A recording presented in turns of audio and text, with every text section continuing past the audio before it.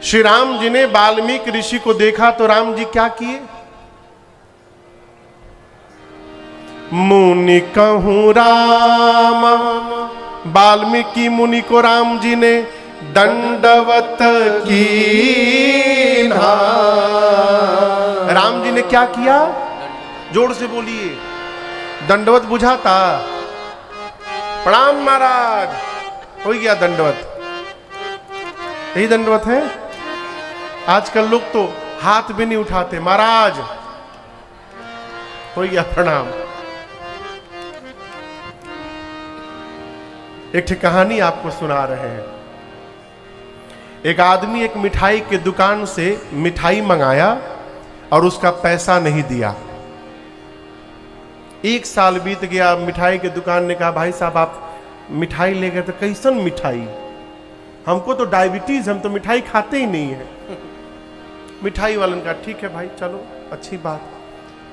तो उस आदमी के घर में एक फंक्शन पड़ा, तो जाकर उसी मिठाई वाले को उसने ऑर्डर दिया कि 500 पीस हमको ये रसगुल्ला इतने तारीख को हमारे घर भेज दीजिएगा। दुकान में हाँ ठीक ठीक, तुरंत एकदम निश्चित। आज जब आप भेज दीजिएगा तो हम आपको पैसा दे देंगे। तो ठीक है। जिस दिन प्रोग्राम था उस दिन सुबह उसने फोन किया दुकान में, मिठाई हाँ जा रहा है, अभी निकल रहा है।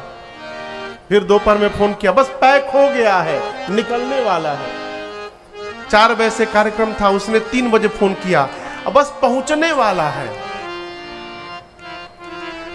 करते करते लोग आ गए, पूरा प्रोग्राम हो गया, मिठाई नहीं गया। शाम को गुस्से में पहुंचा दुकान में, ये क्या बदतमीजी है। उसने कहा, जैसन तोर लेन देन वैसन मोर पठावनी। जिस प्रकार आप रुपया देते हैं हमको, उसी प्रकार हम मिठाई भी दे दिए हैं आपको। ये मैं क्यों सुना रहा हूं? आशीर्वाद कोई देता नहीं है, आशीर्वाद लिया जाता है। इस बात को ठीक से समझिएगा। जिस भाव से हम प्रणाम करते हैं, उसी भाव से सामने वाले की ओर से आशीर्वाद भी मिलता है। पहली बात, माताओं को लेट करके दंडवत प्रणाम नहीं करना चाहिए। देखा देखी में माताएं भी लुटियाई जा रही हैं, महाराज दंडवत, ये अपराध है। स्त्री को लेट करके प्रणाम करने से मना किया गया है। आगे और बोलूं? हाँ, बेटियों को किसी का भी पांव छू के प्रणाम नहीं करना चाहिए। जो कुंवारी बेटियां हैं जिनकी शादी नहीं हुई है, कितनों बड़का महात्मा क्यों ना हो, तोप क्यों ना हो, उनको पांव छू के प्रणाम नहीं करना चाहिए। कैसे करना चाहिए महाराज? दूर से खड़े होकर दोनों हाथ जोड़ करके और सिर झुका के प्रणाम करना चाहिए, बस। समझ में बात आ रही है? हाँ। लेकिन जिसकी शादी हो गई है, जो बहू बन गई है, उनके लिए मर्यादा है कि बैठ करके अब पांव छू करके प्रणाम करें। कोई सन्यासी महात्मा है तो दूर से हाथ जोड़ करके प्रणाम करें, तो लेकिन ये छूट पुरुष को नहीं दी गई है, न लड़कों को। पुरुष को और बच्चों को दंडवत करना चाहिए। जिस बच्चे के पेट के बाल उतर गए हैं, जब तक पेट का बाल, समझ रहे हैं ना, मुंडन जब तक नहीं हुआ तब तक उसको बालक कहा गया है। पेट के बाल जब तक सिर में है तब तक वो बालक है।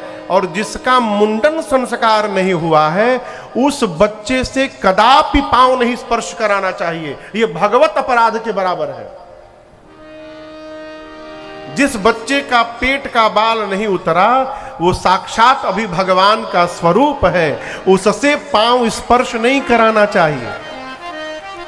लेकिन मुंडन संस्कार यदि हो गया, फिर उस बच्चे को बचपन से आदत दिलाइए, जो भी दिखाई पड़े बड़ा उसको पांव छूकर प्रणाम करे। न लौटाए तो कम से कम पांव छू के प्रणाम करे। घुटना न छुए, कमर न छुए, पेट न छुए। झुके का। अच्छा मजे की बात सुनो, यदि महाराज जी आचार्य जी बाएं हाथ में है तो अब झुकने प्रणाम के घूमना पड़ेगा दाहिना हाथ के लिए, तब बाएं से छू दो। ये व्यवहार नहीं है। देखिए प्रणाम में बड़ी शक्ति है। एक ऋषि हुए मार्कंडेय जी, आप में से कौन कौन नाम सुना है? मार्कंडेय ऋषि की उम्र थी कुल 11 वर्ष। सरकार कितनी थी? 11 वर्ष की उनकी कुल आयु थी। अब माता पिता को पता था कि इनकी आयु 11 वर्ष की है। बस मां ने उनको शिक्षा दी कि कोई भी दिखाई पड़े बड़ा उसको दंडवत करो, ये मत देखो कि वो कौन है, जो भी बड़ा दिखाई पड़े उसको दंडवत करो। मार्कंडेय ऋषि बचपन से आदत में ले लिए।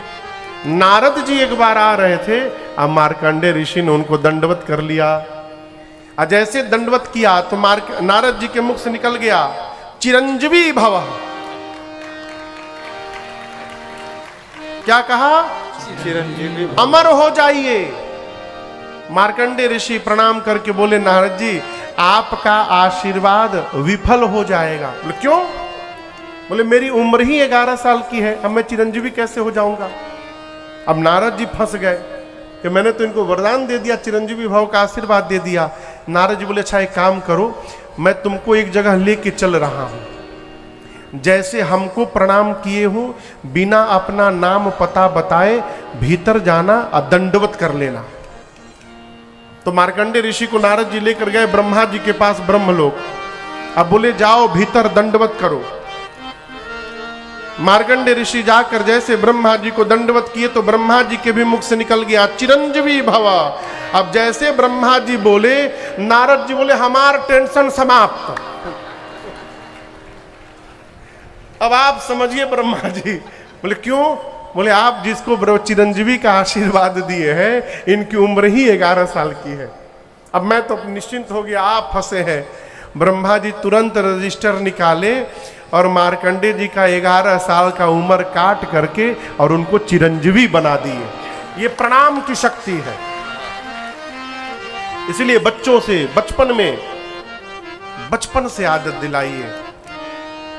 सीताराम सीताराम सीताराम कहिए जाहि विधि राखे राम ताहि विधि रहिए।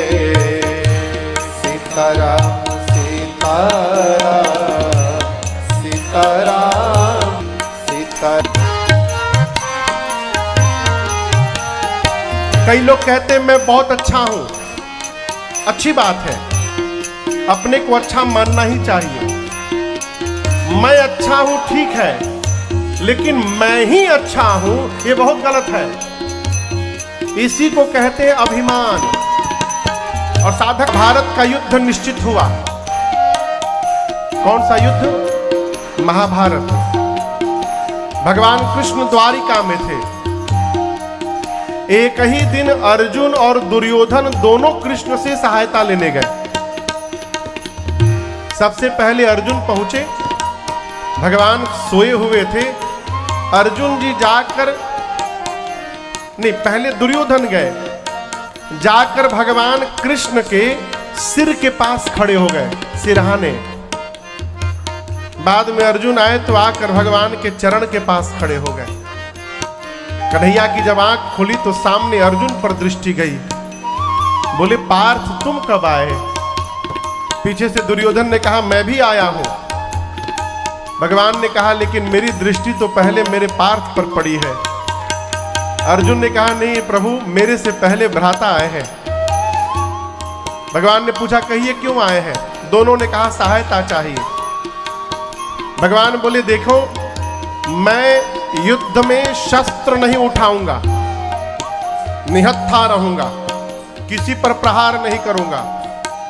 एक और मैं हूं और एक तरफ मेरी अक्षुण सेना है।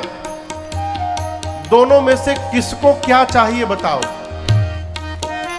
दुर्योधन बोला पहले मैं आया हूं, पहले मैं मांगूंगा। भगवान ने कहा लेकिन मेरी दृष्टि तो पहले अर्जुन पर पड़ी है, पहले अर्जुन मांगेगा। और अर्जुन तुम्हारा छोटा भाई है, इसलिए छोटे भाई का अधिकार पहले होता है। अब अर्जुन को डर, दुर्योधन को डर कहीं अर्जुन सेना न मांग ले। अर्जुन ने कहा प्रभु मुझे आप चाहिए। भगवान बोले मैं युद्ध लड़ूंगा नहीं। अर्जुन बोले उसके बाद भी मुझे आप चाहिए। दुर्योधन तो मन ही मन प्रसन्न हो गया, नाटक करके चेहरा उदास करके बोला अब क्या बताऊं, छोटे भाई की बात है, मैं इसका मन तोड़ भी नहीं सकता हूं। कोई बात नहीं, यदि आप अर्जुन के साथ रहेंगे तो अपनी सेना आप मुझे दे दीजिएगा। अब दुर्योधन को लगा कि इनकी सेना यदि आगे तो मुझे कौन हराएगा। दुर्योधन चला गया बलदाऊ के पास। भगवान ने पूछा अर्जुन से तुमको पता है कि मैं शस्त्र नहीं उठाऊंगा, फिर मेरी भूमिका क्या होगी, क्यों मांगे मुझे। अर्जुन ने कहा प्रभु मैं चाहता हूं जिस रथ पर मैं बैठकर लड़ूं उस रथ की डोर आपके हाथ में हो प्रभु। क्यों? आप जिसकी डोर पकड़ लेंगे उसका पराजय किसी युग में नहीं हो सकता है, वो हमेशा विजयी ही विजयी होगा। ये साधा ये कथा कहती है जिंदगी की डोर सौंप हाथ दीनानाथ के, जिंदगी की डोर सौंप हाथ दीनानाथ के, महलों में राखे चाहे झोपड़ी में बास दे, महलों में राखे चाहे झोपड़ी में बास। आप एक काम करिए, धन्यवाद निर्विवाद राम राम कहिए, धन्यवाद निर्विवाद राम राम कहिए, चाहे दूजी आशा छोड़ दे, आशा एक राम जी से दूजी आशा तोड़ दे, नाता एक राम जी से दूजा नाता तोड़ दे। साधु संग राम रंग अंग अंग रंगिए, साधु संग राम रंग अंग अंग रंगिए, काम रस त्याग प्यारे राम रस भजिए, काम रस त्याग प्यारे राम रस भजिए।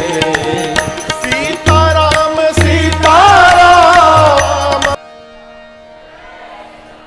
सीताराम सीताराम सीताराम कहिए, जाहि विधि राखे राम वही विधि रहिए। बच्चों को सिखाइए, सबको प्रणाम करें, राम राम कहें।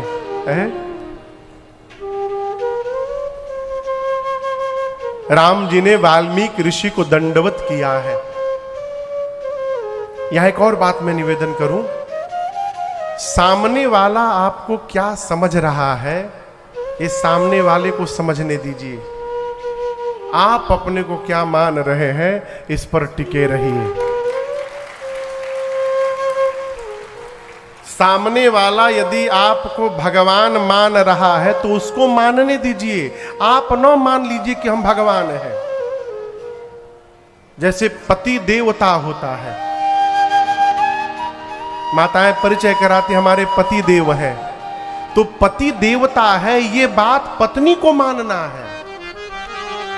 पत्नी माने चाहे मत माने, पति मान के बैठा है कि हम देवता हैं। सब समस्या इसी बात की है। सामने वाले की अपनी श्रद्धा है, वो यदि आपको भगवान मान रहा है तो उसकी श्रद्धा कहलवा रही है, उसको मानने दीजिए। आप न मानिए कि मैं भगवान हूं। यहां राम जी साक्षात भगवान है, परम पिता परमेश्वर है, इसमें मानने की कोई बात नहीं है। राम जी भगवान हैं, लेकिन जब मनुष्य बनकर आए हैं तो राम जी मान रहे हैं कि मैं सामान्य राजकुमार हूं, इसलिए सामने मुनि दिखाई पड़े तो राम जी ये नहीं माने कि मैं भगवान हूं। राम जी अपने को राजकुमार मानकर मुनि कहूं राम दंडवत कीन्हा आशीर्वाद विप्रवर दीन्हा। नहीं तो लोग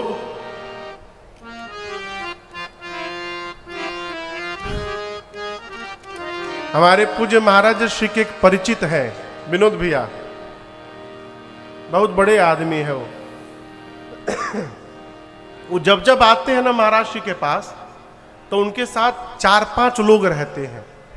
कोई उनका पान का डिबिया पकड़ा है, तो कोई उनका तौलिया पकड़ा है, कोई उनका पानी का बोतल पकड़ा है।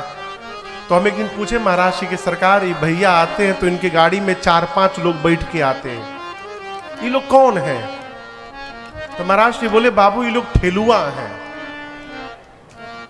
हम बोले हम समझे नहीं। तो भगवान बोले बाबू भगवान कोई कोई तेज घोड़े के साथ 4-5 गधों को बांध देते हैं। क्यों? यदि ये गधे नहीं बंधे रहेंगे तो घोड़वा आगे जीत नहीं जाएगा। तो ये सारे गधे मिल करके घोड़े को पकड़े रहते हैं और उसको दौड़ने नहीं देते हैं। हर बात में उससे कहते हैं वाह वाह अद्भुत, झूठी प्रशंसा। तो ये जो हर बात में साथ में वाह वाह करने वाले लोग घूम रहे हैं, शुद्ध भाषा में कहें तो चमचा। देखिए चम्मच की अपनी विशेषता है, जिस बर्तन में रहता है उसी को खाली कर देता है। जिस बर्तन में चम्मच को डालिए उसी को खाली कर देगा। वो जाएगा तो खाली करेगा ही करेगा, भरेगा नहीं, कलछुल भरेगा, चम्मच नहीं भरेगा। भरेगा हो ना। उसी प्रकार ये चमचे जिसके साथ लग जाएं उसको खाली कर देंगे। अभी विधायक जी, विधायक का टिकट मिला नहीं, लेकिन साथ वाले उनको विधायक जी आ गए, विधायक जी आ गए, इनसे सावधान सावधान। इस प्रकार के लोग चढ़ा करके आकाश में पहुंचा देंगे और वहां से गिरने के बाद कुछ बचने वाला नहीं है। ये जो चम्मच टाइप के लोग हैं ना, चमचे, इनसे सावधान रहिए। ये का कही रहे हैं कहने दीजिए, अपने को मान के रखिए कि हम क्या हैं और धरातल पर बने रहिए। आप समझ रहे हैं मेरी बात को? हम आपको नहीं कह रहे, हम उधर की बात कह रहे हैं। आपके साथ हम ऐसे लोग नहीं देखे, अभी देखते तो हम आपको बोल के जाते। सावधान। अरे आपको एक बात बताऊं, एक राजा के नगर में 2 दर्जी पहुंचे। 2 दर्जी जाकर राजा से बोले कि हम लोग देवताओं का वस्त्र सिलते हैं, जितने देवता हैं हमारे द्वारा ही सिले हुए वस्त्र पहनते हैं। राजा बोले फिर? बोले हम आपकी महिमा सुने हैं तो दया आई, भाव जगा कि आप जैसे धर्मात्मा राजा का भी वस्त्र सिलना चाहिए। और दोनों थे महाठग। राजा बोले तो सौभाग्य है मेरा। बोले लेकिन एक समस्या है। क्या? बोले हम जिस धागे से कपड़ा बनाते हैं ना, वो दिव्य लोक से आया हुआ धागा है। तो राजा बोले तो और अच्छी बात है। बोले नहीं, समस्या ये है कि मूर्ख व्यक्ति को उससे बना हुआ वस्त्र दिखाई नहीं देता। जो मूर्ख होगा उसको वो कपड़ा दिखाई ही नहीं देगा। राजा मन में सोचा ये तो और अच्छी बात हो गई, इसी बहाने पता चलेगा मेरे कैबिनेट में कौन कौन मूर्ख है। जो मूर्ख होगा उसको चेंज करूंगा। राजा बोला ठीक है बनाइए आप लोग। बोले हम लोग को एक कमरा चाहिए, बंद कमरा, उसमें कोई आए नहीं, भोजन चाहिए और 1 महीने का समय चाहिए। एक कमरा निश्चित हुआ, सारी सामग्री, समय पर भोजन। अब वो दोनों जाकर खूब आराम से दिन भर सोते थे। 1 महीना में 1 दिन बचा था। राजा तो एकदम भीतर हुदहुद लगा हुआ है राजा को। तो एक दिन पहले मंत्री से बोला कि अब तो बन गया होगा, कल 1 महीना पूरा हो रहा है, जाइए जाकर मेरा वस्त्र का निरीक्षण करके आइए। राजा ये भी सोचा पता चल जाएगा मंत्री हमारा मूर्ख है कि विद्वान है। मंत्री जैसे गया, उन दोनों के पास वस्त्र तैयार, अरे कल ही तैयार हो गया था, कहां है? तो एक दीवार की ओर इशारा किए, वो देखिए वस्त्र टंगा है। अब वहां कुछ था ही नहीं, कुछ नहीं था, सही में कुछ नहीं था। बोले वो देखिए दीवार पर वस्त्र क्या अद्भुत टंगा हुआ है। अब मंत्री को दिखाई न दे, मंत्री सोचे हम मूर्ख हैं क्या, हमको तो दिख नहीं रहा है, यदि राजा को पता चल गया हम मूर्ख हैं तो नौकरी से निकाल देगा हमको। बोला मंत्री बोला अद्भुत अद्भुत वस्त्र, ऐसा वस्त्र तो मैंने आज तक नहीं देखा।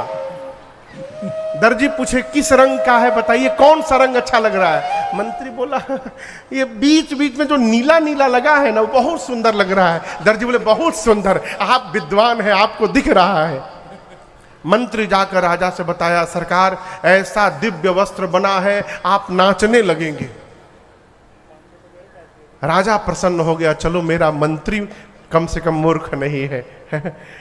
अगले दिन राजा ने घोषणा की कि वही वस्त्र पहन करके मैं नगर भ्रमण में निकलूंगा, शाही सवारी मेरी निकलेगी। 10 बजे का समय घोषित हुआ। अब वो दोनों ऐसे हाथ किए, वो नकली कपड़ा लेकर राज दरबार में पहुंचे। अब राजा को कपड़ा न दिखाई दे। मंत्री कह रहा है सरकार देख रहे हैं क्या अद्भुत चमक रहा है वस्त्र, नीला रंग देखिए, नीला रंग। राजा को दिखाई न दे। राजा बोला मैं मूर्ख हूं क्या, मंत्री को दिख रहा है मुझे दिख ही नहीं रहा है। नगर में ये बात फैल जाएगी राजा मूर्ख है, मेरी हंसी हो जाएगी। राजा बोला अद्भुत अद्भुत, ऐसा तो मैंने वस्त्र देखा ही नहीं आज तक, लाओ पहनाओ मुझे। अब राजा नंगा खड़ा है और ऐसे हाथ डाले वैसे हाथ डाले, झूठ मूठ का बटन बंद करे।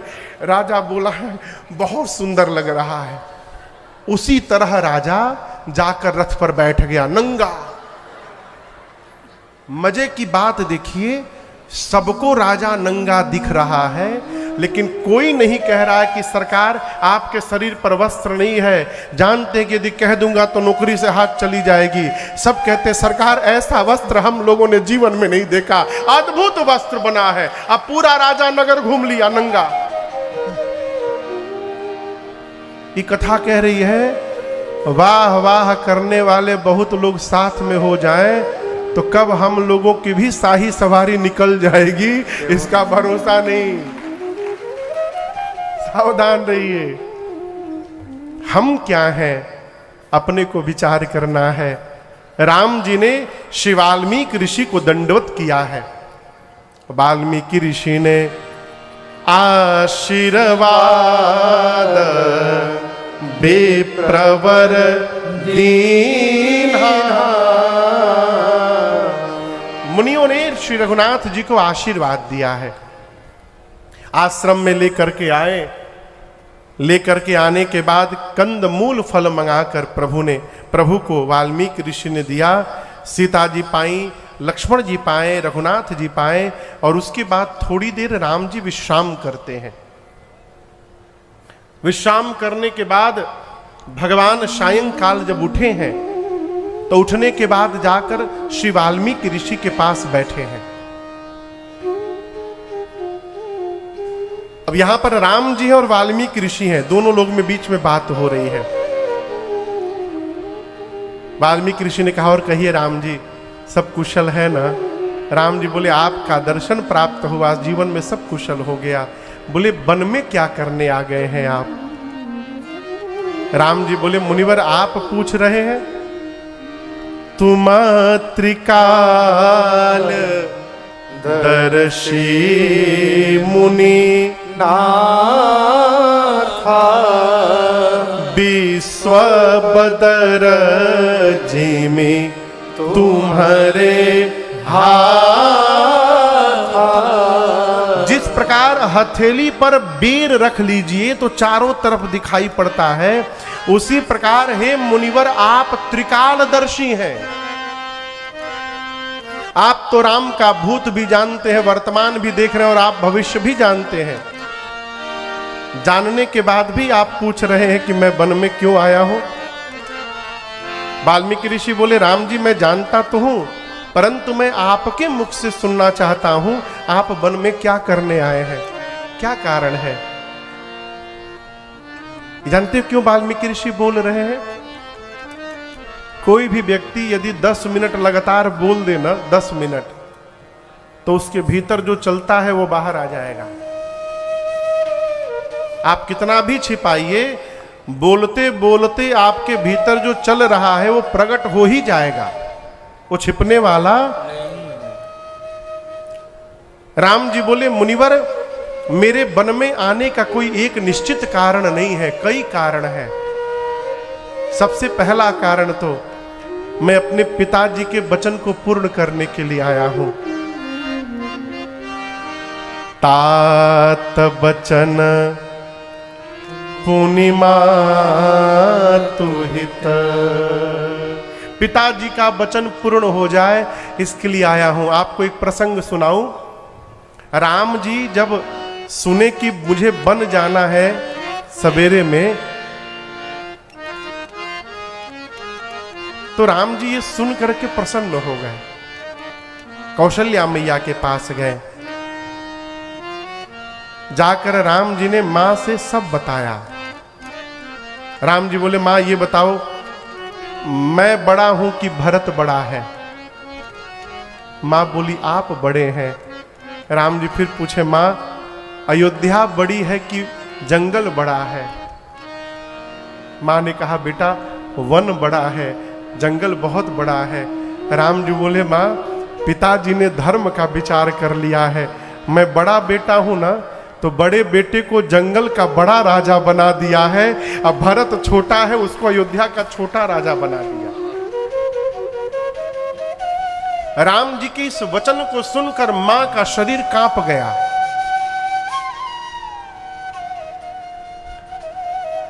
यहां को स्वामी जी कहते हैं, मां की दशा कैसे भई? धर्म स्नेह उभय मति घेरी, भई गति सांप छछुंदर केरी। सांप छछुंदर की गति जानते हैं? नाम सुने कभी? एक एक जीव होता है, कहते हैं कि चूहे जैसा दिखाई पड़ता है, उसका नाम है छछुंदर। और ऐसी मान्यता है, लोक मान्यता है, क्या सत्य हो तो रघुनाथ जी जाने, कि सांप छछुंदर को समझता है कि चूहा है, लेकिन जैसे उसको मुंह में पकड़ता है तब उसको पता चलता है तो छछुंदर है। अब मुंह में लेने के बाद सांप फंस गया।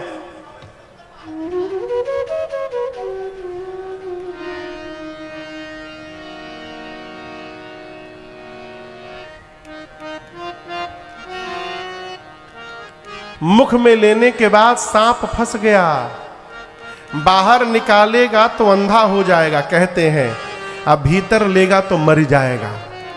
अब सांप निर्णय नहीं कर पाता मैं क्या करूं, इसको कहते हैं भई गति सांप छछुंदर की। इसी तरह एक महात्मा हुए, मैं आपको उनकी कथा सुनाऊं। वो केवल भगवत नाम जपते थे, केवल भगवान का नाम जपते थे, दिन रात कोई काम नहीं था उनके पास, केवल नाम जपते रहते थे दिन रात। और भोजन कैसे करते थे? तो एक आश्रम के बगल में रहते थे, एक छोटी सी कुटिया थी उनकी। आश्रम में संत लोग भोजन करके और जो पत्तल बाहर फेंका जाता था, उन पत्तलों पर से जाकर जूठन बटोरते थे और अपने बर्तन में भर के लाते थे। संतों का जूठन, बर्तन उच्छिष्ट बटोर करके लाते थे बर्तन में, और वही जूठन संतों का ठाकुर जी को भोग लगाते थे। पहले संतों का जूठन बटोर के लाते थे और वही ठाकुर जी को भोग लगाते थे। अब भोग लगा के फिर पाते थे, अब पाने के बाद फिर भजन में लग जाते थे। क्यों? सोचते थे जितना देर भोजन बनाऊंगा उतनी देर का मेरा भजन छूट जाएगा, इसलिए भजन कर लेता हूं, जूठन पालूंगा। एक दिन संतों का जूठन बटोर के लाए और नाम जप लेने के जल्दीबाजी में वो जूठन बिना भोग लगाए और निवाला बना करके मुंह में डाल दी।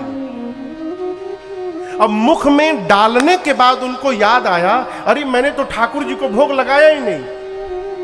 ये रात का समय है, 7-8 बजा था। अब उसको भीतर नहीं निकल रहे हैं कि बिना भोग लगाए मैं खाऊंगा कैसे। बाहर नहीं निकाल रहे हैं कि संतों का जूठन प्रसाद है, यदि बाहर निकाल दूंगा तो उनका अपमान हो जाएगा। अब मैं करूं क्या? आप विश्वास नहीं कर सकते हैं, रात भर उस निवाले को मुंह में लेकर बैठे रहे महात्मा जी, रोते रहे, मैं करूं क्या, मैं तो भोग नहीं लगा पाया हूं ठाकुर जी को, कैसे खा लूं मैं। रात भर जब बीत गया तो सवेरे साक्षात ठाकुर जी उनके सामने प्रकट हो गए। ये इसी कलयुग की घटना है। साक्षात भगवान प्रकट हो गए सन्मुख। बोले क्यों नहीं खा रहे हो? बोले प्रभु मैं आपको भोग नहीं लगाया हूं। बोले निकालो, मैं लगा देता हूं। प्रभु बाहर निकालूंगा तो अपमान हो जाएगा, अपना जूठन आपको कैसे खिला दूं।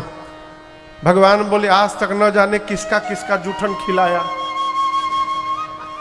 आज अपना ही खिला दोगे तो क्या हो जाएगा। बोले नहीं प्रभु मैं अपना जूठन नहीं खिला सकता।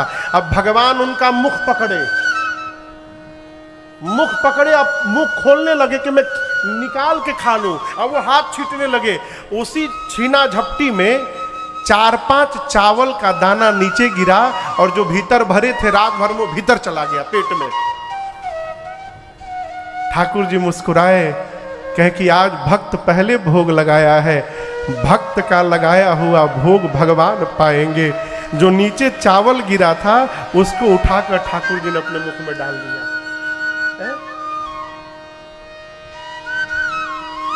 ये जो संत की दशा थी रात को, ये है भई गति सांप छछुंदर करके। कौशल्या मैया निर्णय नहीं कर पा रही है, मैं राम से क्या कहूं। ममता कहती है पुत्र को मां की गोद में रहना चाहिए, धर्म कहता है कि बेटे को पिता की आज्ञा का पालन करना चाहिए। धर्म स्नेह उभय मति घेरी। तब मां ने आंसुओं को पोंछ कर कहा, राम एक पुत्र के जीवन का सर्वश्रेष्ठ धर्म यदि कुछ है तो पिता की आज्ञा का पालन करना। एक पुत्र के लिए, एक संतान के लिए इससे बड़ा कोई धर्म नहीं है। पितु आ यसु सब धर्म कटीका। पिता की आज्ञा का पालन करना ये सर्वश्रेष्ठ धर्म है। राम जी कहते हैं वाल्मीकि ऋषि से, मुनिवर मेरे पिता जी का वचन पूर्ण हो जाए इसलिए मैं वन में आया हूं, मेरी मां की कामना पूरी हो जाए इसलिए वन में आया हूं। मैं तो बड़ा हूं ही, राजा बनकर मेरा छोटा भाई भरत भी बड़ा बन जाए इसलिए वन में आया हूं। अयोध्या की प्रजा को भरत जैसा साधु राजा मिल जाए इसलिए वन में आया हूं। आप देखिए ना, मेरी मां ने सबका हित कर दिया। वाल्मीकि ऋषि ने कहा राम सबका हित तो कर दिया, लेकिन आपका क्या हुआ? बन बन भटक रहे हैं नंगे पांव, आपका कौन सा हित हुआ? राम जी बोले मुनिवर राम का जितना बड़ा हित हुआ उतना किसी का हित नहीं हुआ। वाल्मीकि ऋषि पूछे कौन सा हित हुआ? राम जी बोले यदि मैं वन में नहीं आता तो आज आप जैसे महापुरुष के चरण का दर्शन कैसे प्राप्त हो पाता। मो कहूं दर्श तुम्हारा प्रभु सब मम पुण्य प्रभाव। ये मेरे जन्म जन्मांतर के पुण्य का फल है, आप जैसे संत चरण का दर्शन प्राप्त हुआ। वाल्मीकि ऋषि गदगद हो गए।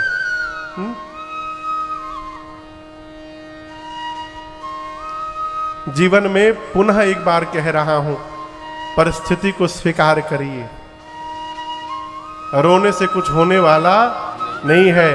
परिस्थिति को स्वीकार करके आगे बढ़िए। अभाव में भी रहिएगा, आनंद की वर्षा होती रहेगी। और यदि स्वीकार नहीं करिएगा, महल में भी रहिएगा तो रोते हुए रहिएगा। राम जी ने वनवास को स्वीकार कर लिया है, प्रभु आनंद में है। वाल्मीकि ऋषि से बोले मुनिवर मैं इसलिए आपके पास आया हूं कि आप मुझे आज्ञा दीजिए। अब जहाँ राउर आयसो हो। आप जहां आज्ञा देंगे वहीं पर मैं कुटिया बना करके 14 साल रहूंगा। भाई 14 साल रहना है ना। राम जी किसी नगर में नहीं रह सकते, किसी शहर में ना किसी गांव में, वन में रहना है। तो बोले प्रभु आप जहां कहिएगा मैं 14 साल रहूंगा, लेकिन एक निवेदन है, ऐसा स्थान बताइएगा जहां मेरे रहने से किसी मुनि महात्मा को कष्ट ना हो।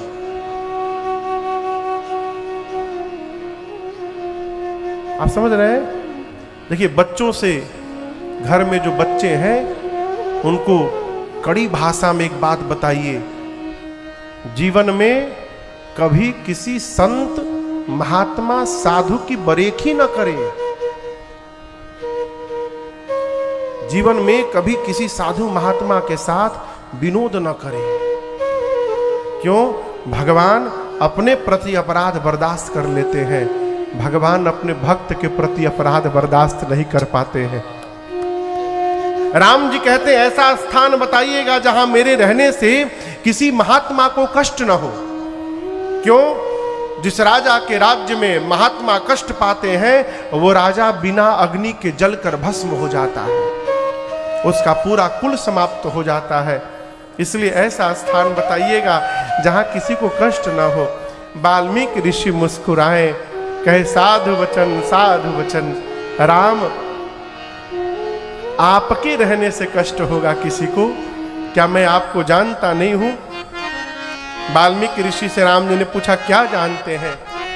वाल्मीकि ऋषि कहते हैं राम जी आप श्रुति से तु पालक, राम तुम जगदीश, माया जान की, श्रुति से तु पालक, राम तुम जगदीश, माया जान की, जो सृजति जग पालती हरती, रुख पाई कृपा निधान की, जो सृजति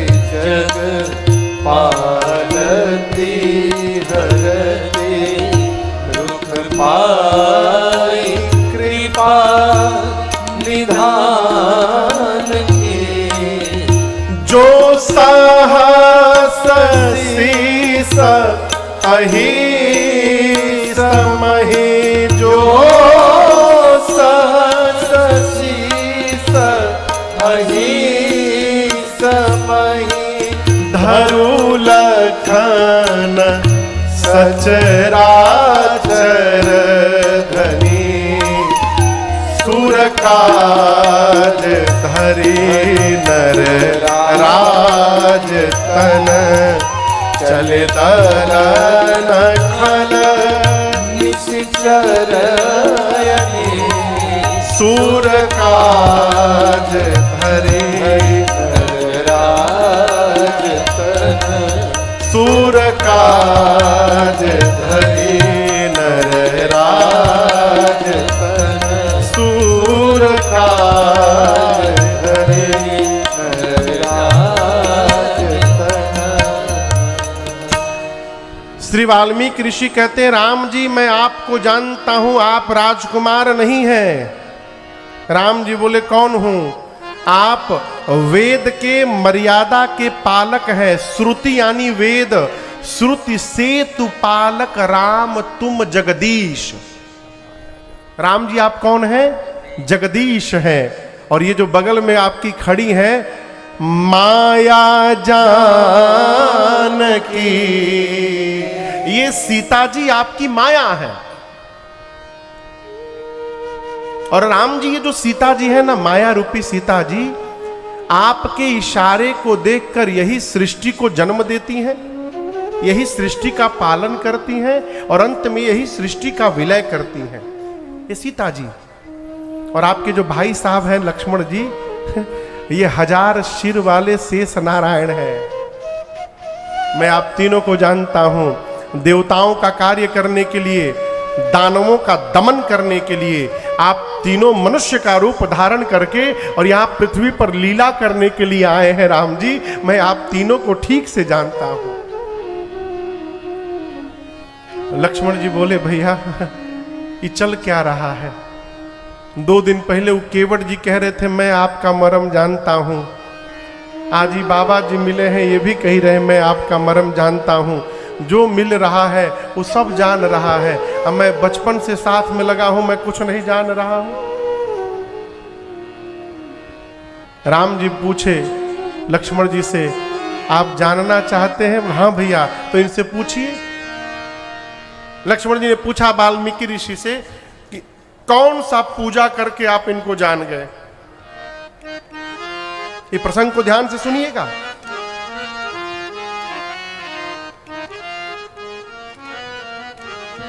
कौन सा पूजा करके? वाल्मीकि ऋषि बोले, लक्ष्मण जी पूजा करके, यज्ञ करके, दर्शन करके, किताब पढ़ के, माला जप के, जितने साधन हैं सभी साधनों को करके कुछ भी कर लीजिए, भगवान को जाना नहीं जा सकता। आप समझ रहे हैं मेरी बात को? किसी भी प्रकार से भगवान को जाना नहीं जा सकता। लक्ष्मण जी बोले, फिर आप कैसे जान गए? वाल्मीकि ऋषि बोले, राम जी को वही जान सकता है जिसको राम जी स्वयं अपने बारे में जनवा दे। भगवान को कौन जान पाएगा? जिसको भगवान जनवा देंगे। सोई जानै जेहि देहु जनाय, जानत तुमहि तुमहि होई जाय। बुरा न मानिएगा, कई समाज में आपको संस्थाएं दिखाई पड़ेंगी जो कहती आओ आओ आओ हम तुमको भगवान को जनवा देंगे। हलवा पूड़ी का की जनवा दीजिएगा। जिस प्रकार जहां भी ऐसा कुछ दिखाई पड़े तुरंत भागिए। क्यों? ठगने के लिए बुलाया जा रहा है। अरे आजकल तो हंसी आती है, ध्यान लगाने का भी ऑफिस खुला है। कई लोग मिलते हैं, महाराज जी हम रोज 10 मिनट ध्यान लगा लेते हैं। 10 मिनट घड़ी देख के ध्यान लगत है? घड़ी देख के ध्यान लगेगा? योग में 8 सीढ़ी है। सबसे ऊपर समाधि है और समाधि के नीचे ध्यान है। ध्यान के बाद बस समाधि बचा है। उसके नीचे यम है, नियम है, आसन है, प्राणायाम है, प्रत्याहार है, धारणा है, तब जाकर ध्यान, ध्यान के बाद समाधि। एक आसन पर पालथी मार के सुखासन पर कह दिया जाए 1 घंटा बैठिए, बस पालथी मार के कह दिया जाए कि सुखासन पर 1 घंटा बैठिए, 5 मिनट फाटा था। जो 5 मिनट एक आसन पर बैठ नहीं पा रहा है वो कहीं राम ध्यान लगा रहे हैं। ये ध्यान, अच्छा ध्यान भी कैसे लगाते हैं?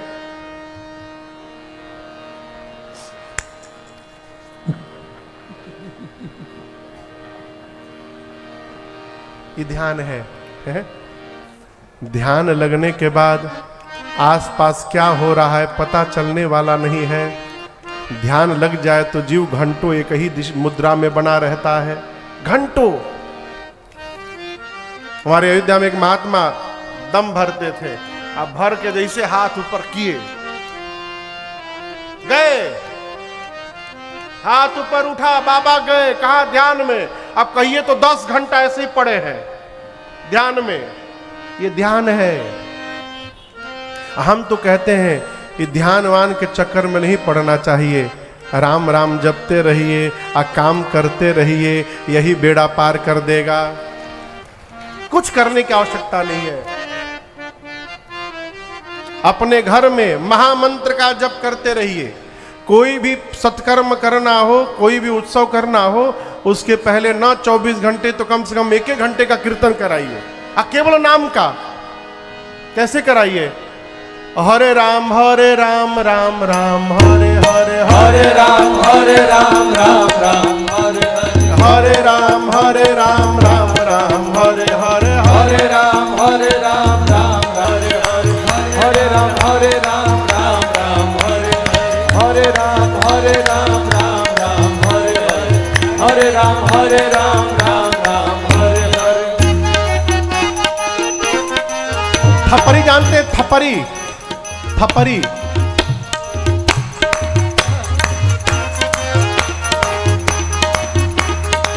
इसको कहते हैं थपरी। अब चिटकी, ये चुटकी है, साधक कहता है घर में बैठ के हरे राम राम राम हरे हरे, हरे राम राम हरे हरे। इसको कहते हैं धोबिया गीत। पूर्वांचल में एक धुन है धोबी गीत, उसी धुन पर ये पद है। भगवत नाम ही केवल एक ऐसा साधन है जो कलयुग में हमको भगवान का साक्षात्कार करा सकता है। इस नाम के अलावा दूसरा कोई साधन नहीं है। देखिए, बुरा न मानिएगा, शंकर भगवान श्री रामचरितमानस में कहते हैं कलयुग का जीव न ठीक से यज्ञ कर सकता है, न पूजा, न हवन, न व्रत, कुछ नहीं कर सकता। यज्ञ होता आप देखे होंगे, लोग फुल पैंट पहन के स्वाहा कर रहे हैं। क्या पहन के? यज्ञ का नियम है जब तक काछ न लगा हो धोती में, तब तक आप आहुति नहीं दे सकते। न हाथ धोए, न मुंह धोए, उसी में मुंह में भरे आओ।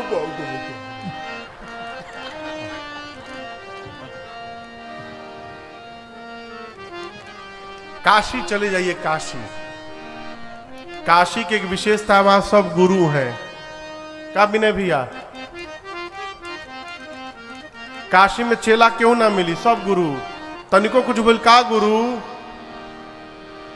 2 आदमी यदि बाइक लेके लड़ गए आपने सामने तो पान डाले कहो बाबू। तो इनकी भाषा वही समझ रहे हैं, वो भी भरे हुए काम मुंह में। कलयुग का जीव शुद्धता से यज्ञ नहीं कर सकता। व्रत भगवान मालिक है। कहा गया है यदि आप उपवास है और मिठाई देख करके जीभ से पानी निकल गया तो आपका व्रत टूट गया। इतना कठोर नियम है। हमारे एक परिचित भैया एकादशी का व्रत किए थे, पूरा सब सो गए, रात को 11 बज रहा, सो नहीं रहे। पूछे क्यों ही नहीं सो रहे भैया? हम 12:30 बजे सोएंगे। बोले क्यों? समोसा आया है। तो बोले आप तो एकादशी का व्रत किए हैं।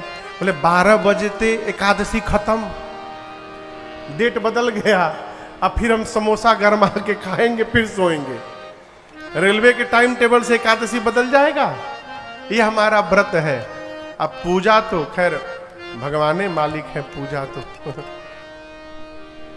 हम अब कुछ बोलेंगे नहीं ढेर। लोग कहेंगे महाराज जी हमरे को बोल रहे हैं। कलयुग का जीव न ठीक से व्रत कर सकता है, न ठीक से यज्ञ, न ठीक से पूजा। तो कलयुग के जीव का उद्धार कैसे होगा? शंकर जी कहते हैं जीव केवल 3 काम करे। कितना काम? 3। पहला काम राम ही सुमीरिय। क्या करे? राम जी का स्मरण करे। कैसे स्मरण करना है? चलते फिरते रोते गाते सुख दुख में मन को समझा के। चलते हुए, बैठे हुए, रोते हुए, गाते हुए, किसी भी कंडीशन में भगवान का स्मरण करिए, भगवान का नाम लीजिए। लोग कहते हैं महाराज बाथरूम में ले सकते हैं? बाथरूम में भगवान का नाम ले सकते हैं? कहीं बाथरूम में प्राण निकल गया तो ये तुलसी की माला है ना, तुलसी की माला, इसको भी लेकर लोग कई तरह की बात करते हैं। महाराज इसको पहन के बाथरूम जा सकते हैं, अशुद्ध तो नहीं होगा? बिल्कुल नहीं होगा। किसी भी कंडीशन में, माताएं पुरुष दोनों ध्यान से सुनिए, किसी भी कंडीशन में तुलसी अपवित्र नहीं होती।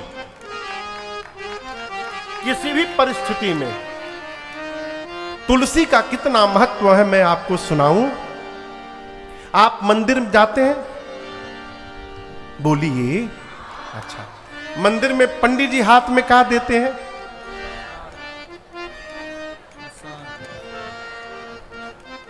यहां कथा सुन के निकलते तो बाहर प्रसाद मिलता है। प्रसाद क्या मिलता है?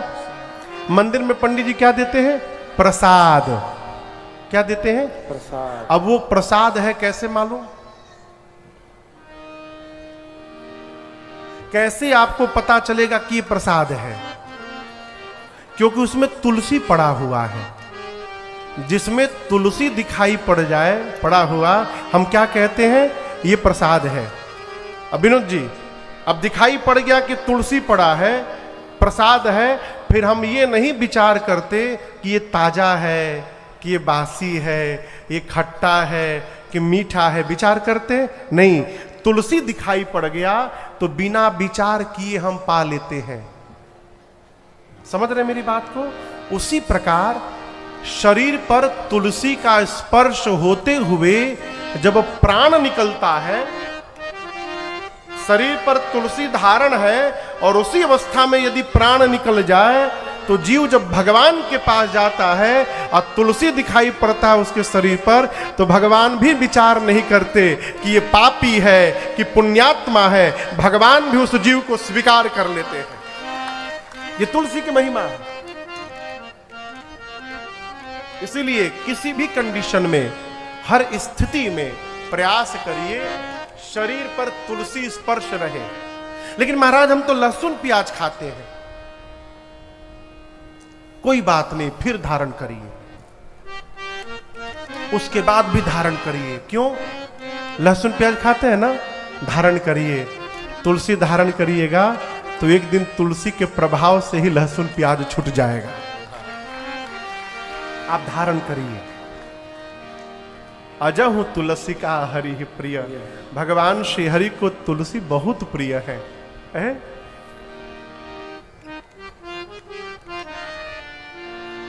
राम जी ने वाल्मीकि ऋषि से पूछा, वाल्मीकि ऋषि ने परिचय बताया और कहा, राम जी आपको वही जान सकता है जिसको आप जनवाएंगे अपने बारे में। सोई जानई जेहि देहु जनाई और जानत तुम्हें तुम्हें होए जाई। राम जी आपको वही जान सकता है जिसको आप अपने बारे में स्वयं जनवाएंगे। इसलिए क्यों कुछ ना करिए। भगवान कब जनवाएंगे? जब भगवान के अनुसार रहेंगे। राम जी का स्मरण करिए, राम जी का गुणगान करिए। और तीसरा कार्य, भगवान की कथा निरंतर श्रवण करते रहिए। शंकर भगवान कहते यही 3 कार्य यदि मनुष्य साध ले तो उसको भगवत प्राप्ति संभव है संसार में। तीसरा के बाद चौथा कुछ नहीं करना। राम ही सुमिरिय गाई, राम ही संतत सुनी, राम गुणग्राम। 3 कार्य। वाल्मीकि ऋषि ने कहा, राम जी आप पूछ रहे हैं कि मैं कहां रहूं? मैं आपसे पूछ रहा हूं आप कहां नहीं हैं। आप जहां नहीं है पहले वो स्थान बताइए, फिर मैं आपको स्थान बताता हूं। राम जी मुस्कुराए। वाल्मीकि ऋषि ने कहा, प्रभु मैं आपके लिए 14 स्थान बता रहा हूं। कितने स्थान? 14 स्थान। जोर से बोलिए। ये 14 स्थान का है मालूम है? एक काशी में है, एक प्रयाग में है, एक भिलाई में है, एक रायपुर में है और एक गोंदिया में। मान लीजिए इधर उधर नहीं है कहीं। ये 14 स्थान हमारे शरीर में है। हमारे जीवन के व्यवहार में है। आप दर्शन करिए, सबसे पहला स्थान वाल्मीकि जी कहते हैं, जिनके श्रवण समुद्र समाना, जिनके श्रवण समुद्र समाना, कथा तुम्हारी सुभग सरिनाना, कथा तुम्हारी सुभग सरिनाना, भरहि निरंतर हो ही न पूरे, भरहि निरंतर हो ही न पूरे, तिनके हिय तुम कहूँ गृह रूरे, तिनके हिय तुम कहूँ गृह तिनके हिय तुम कहूँ गृह रूरे। वाल्मीकि जी कहते, प्रभु जिसके कान का स्वभाव समुद्र जैसा हो जाए। किसके जैसा? समुद्र जैसा। आप लोग समुद्र देखे हैं? अच्छा समुद्र छोड़िए, नदी देखे? नदी आपके छत्तीसगढ़ की मुख्य नदी महानदी है। नदी कहां निकलती है? पहाड़ पर। और कहां तक जाती है? समुद्र तक। आप ये बताओ, किसी नदी को समुद्र ने इनविटेशन भेजा था कि आओ आओ हमरे लगे आ जाओ? नहीं, बिना बुलाए नदी पहाड़ पर निकलती है और दिन रात दौड़ते दौड़ते समुद्र में जाकर मिल जाती है। लेकिन आप दर्शन करिए, सालों से नहीं युगों से नदी समुद्र में मिल रही है, लेकिन आज तक नदी को समुद्र ने ये नहीं कहा कि अब तुम्हारे लिए नो एंट्री है, मैं भर गया हूं, अब मत आओ।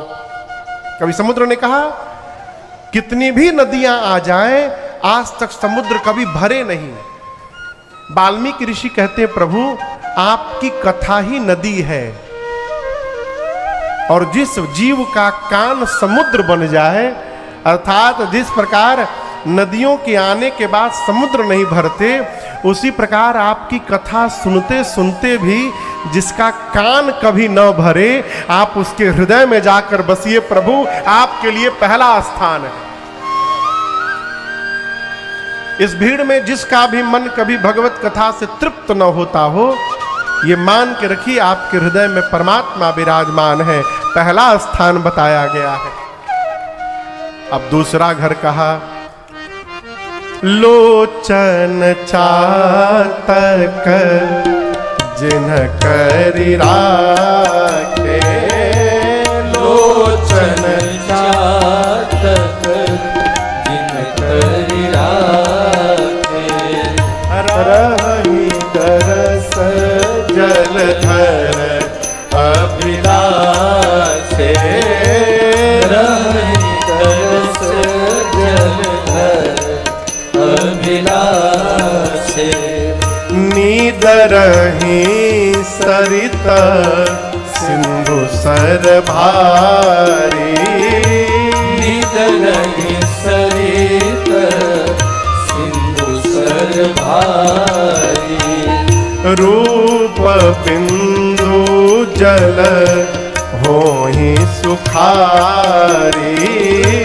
रूप बिंदु जल होहि सुखारी, तिनके हृदय सदन सुखदायक, तिनके हृदय सदन सुखदायक, बसहु बंधु सिय सहर गुणायक, बसहु बंधु सिय सहर गुणायक, बसहु बंधु सिय सहर गुणायक।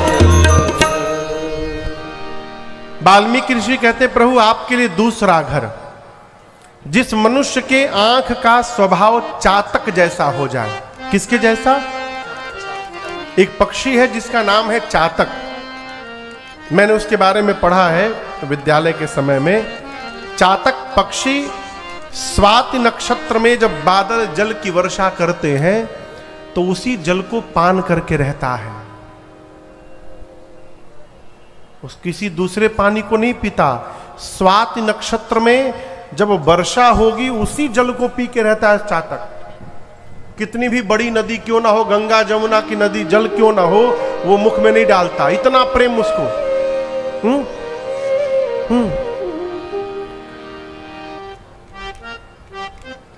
जब वो प्यास से मरने लगता है तो गिरते समय भी मुख ऊपर किए रहता है कि मुख नीचे करके गिरूंगा, कोई दूसरा पानी चला गया तो मेरा प्रेम झूठा हो जाएगा।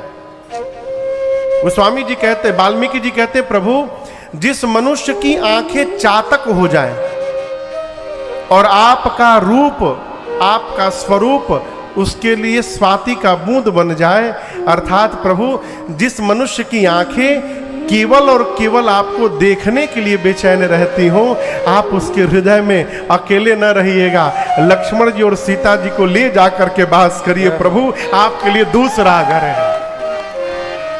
आंखें भगवान के लिए बेचैन रहे। अरे अखिया हरि दर्शन की प्यास। प्रातः स्मरणीय परम पूज्य साकेत वासी जगत गुरु रामानुजाचार्य पूज्य स्वामी श्री हरि नारायणाचार्य जी महाराज, भैया हरि नारायणाचार्य जी ब्रह्मचारी जी महाराज, अद्भुत महापुरुष। हमारे घर आते थे वो कलकत्ता में, अद्भुत महापुरुष। विरक्त भाव में रहते थे वो, बैठ के केवल ऐसे हिलते रहते थे और एक ही लाइनिया गाएं खाली, अरे अखिया हरि दर्शन की प्यासी, अखिया हरि दर्शन की प्यासी। हम ही कई बार प्रसादी पाए,